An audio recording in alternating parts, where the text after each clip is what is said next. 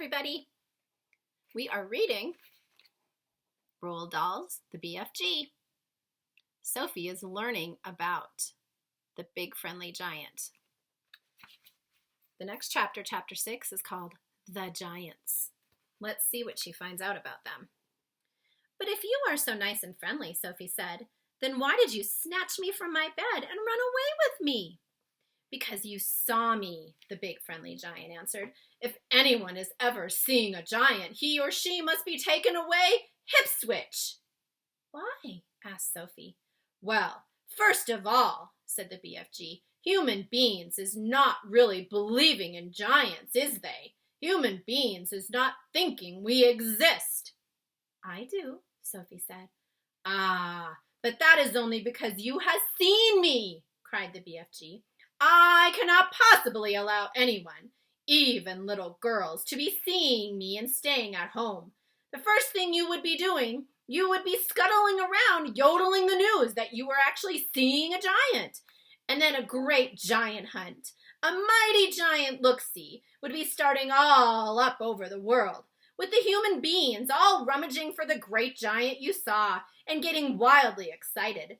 People would be coming rushing and blushing after me with goodness knows what, and they would be catching me and locking me in a cage to be stared at. They would be putting me into the zoo or the bunkum house with all those squiggling hippo dumplings and crocodile dillies. Sophie knew that what the giant said was true. If any person reported actually having seen a giant haunting the streets of town at night, there would most certainly be a terrific hullabaloo across the world. I will bet you, the BFG went on, that you would have been splashing the news all over the wonky world, wouldn't you, if I hadn't wiggled you away? I suppose I would, Sophie said. And that would never do, said the BFG. So what will happen to me now? Sophie asked. If you do go back, you will be telling the world, said the BFG. Most likely on the telly bunkum box and the radio squeaker. So you will just have to be staying here with me for the rest of your life. Oh, no, cried Sophie. Oh, yes, said the BFG. But I am warning you not ever to go whiffling about out of this cave without I is with you, or you will be coming to an mucky end. I is showing you now who's going to eat you up if they is ever catching even one tiny little glimpse of you. The big friendly giant picked Sophie off the table and carried her to the cave entrance. He rolled the huge stone to one side and said, Peep out over there, little girl, and tell me what you is seeing. Sophie, sitting on the BFG's hand, peeped out of the cave. The sun was now up and shining fiery hot over the great yellow wasteland with its blue rocks and dead trees. Is you seeing them? The BFG asked. Sophie, squinting through the glare of the sun, saw several tremendous tall figures moving among the rocks, about 500 yards away. 3 or 4 others were sitting quite motionless on the rocks themselves. This is giant country, the BFG said. Those is all the giants, every one. It was a brain-boggling sight. The giants were all naked, except for a sort of short skirt around their waists, and their skins were burnt brown by the sun. But it was the sheer size of each one of them that boggled Sophie's brain most of all. They were simply colossal, far taller and wider than the big friendly giant upon whose hand she was now sitting. And oh, how ugly they were!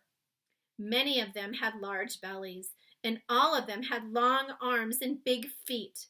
They were too far away for their faces to be seen clearly, and perhaps that was a good thing.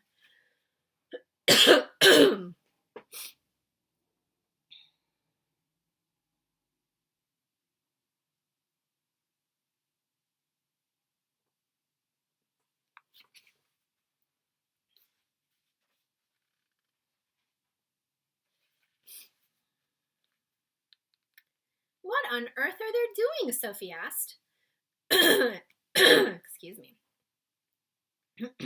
Nothing, said the BFG. They is just moochling and foochling around and waiting for the night to come. Then they will all be galloping off to places where people is living to find their suppers. You mean to Turkey? Sophie asked.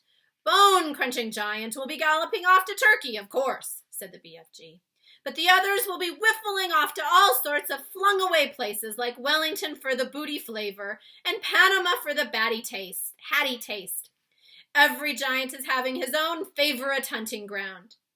Do they ever go to England? Sophie asked. Often, said the BFG. They say the English is tasting ever so wonderfully of cod scallop. I'm not quite sure I know what that means, Sophie said. Meanings is not important, said the BFG. I cannot be right all the time. Quite often I is left instead of right. And are all those beastly giants over there really going off again tonight to eat people? Sophie asked. All of them is guzzling human beings every night, the BFG answered. All of them excepting me. That is why you will be coming to an ucky-mucky end if any of them should ever be getting his gogglers upon you. You would be swallowed up like a piece of frumpkin pie, all in one dollop. But eating people is horrible, Sophie cried. It's frightful. Why doesn't someone stop them? And who, please, is going to be stopping them? Asked the BFG. Couldn't you? Said Sophie. Never in a pig's whistle, cried the BFG. All of those man-eating giants is enormous and very fierce. There is all at least 2 times my wideness and double my royal highness.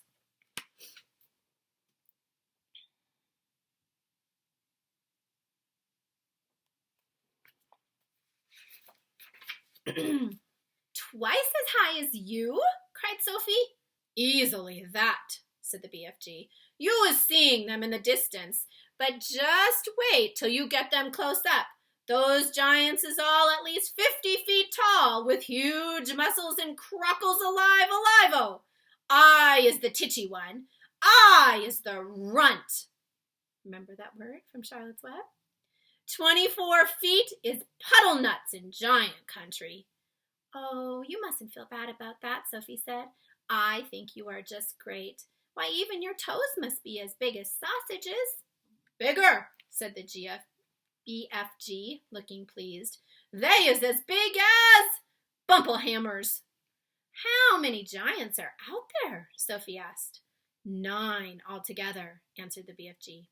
That means, said Sophie, that somewhere in the world, every single night, 9 wretched people get carried away and eaten alive?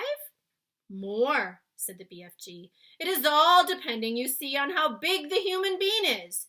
Japanese beans is very small, so a giant will need to gobble up about 6 Japanese before he is feeling full up.